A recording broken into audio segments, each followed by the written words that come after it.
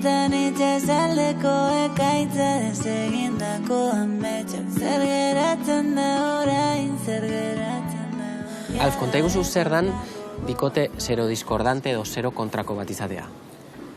Bueno, azkenean da hori UIH edo giba duen bikote izatea. Zero positiboa den pertsona bat aldamenean izatea, zu zero positibo ezarenean. Hori da.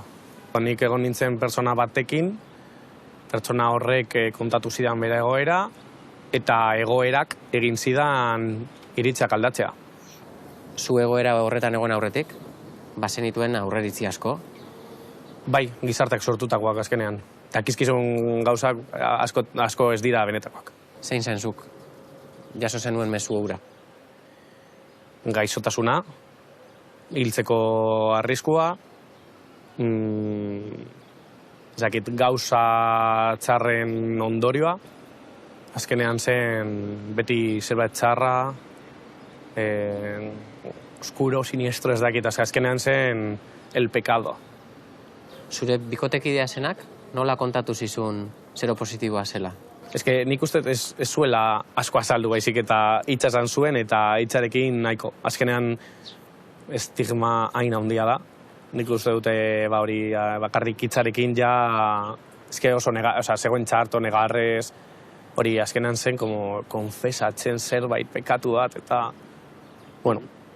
Eta zure erreakzioa? Nire erreakzioa momentu horretezen zen, bale, listo, ondo da, gogara elkarrekin eta ikusiko dugu. Zuk hartu zenuen zure bikotekidearekin aurrera egiteko erabakia? Bai. Baina gero dator inguruari kontatu edo ez kontatzeko erabakia? Ez genien inori kontatu, bera ere ziolako inori kontatu. Berak ez zuen, ez da etxean ere ez zuen kontatu? Ez, etxean ez zuen kontatzen. Baztertua izatearen beldur? Ziurazki. Azkenean beste armairu bat apurtzea da. Pausu bat da apurtza armairua kontatzeko homosexuala zarela, eta bigarrena gero kontatzea giba duzula. Eta gero hori apurtu eta gero azaldu guztia. Lasai ondona, goznazil, eta oso gogorra izan daiteke hori.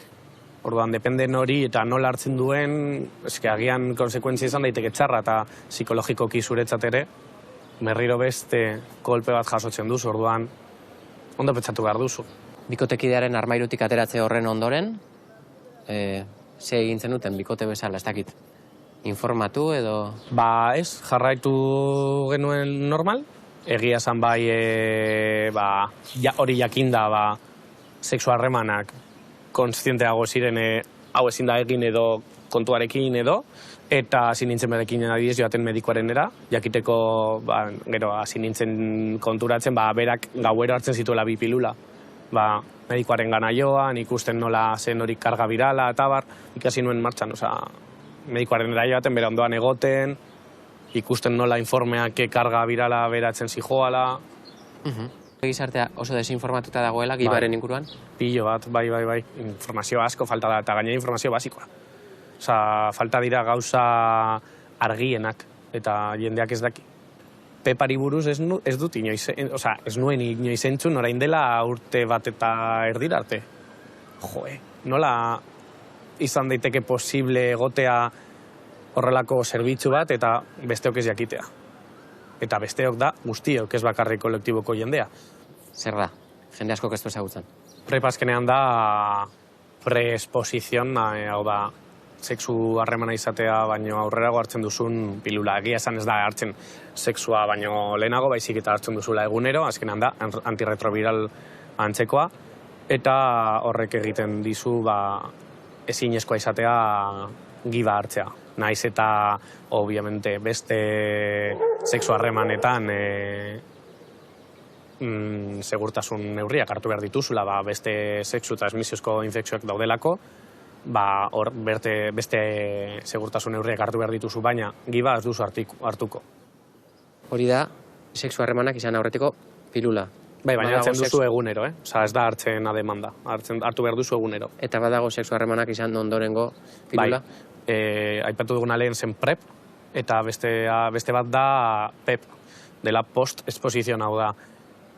Gertatu bazaizu edo, zer edo ez duzu gogoratzen edo, joan alzara medikoarenera eta badago pilula bat, eguna pasata, hartu alduzula, eta denak entzen duela, azkenean, como la del día después.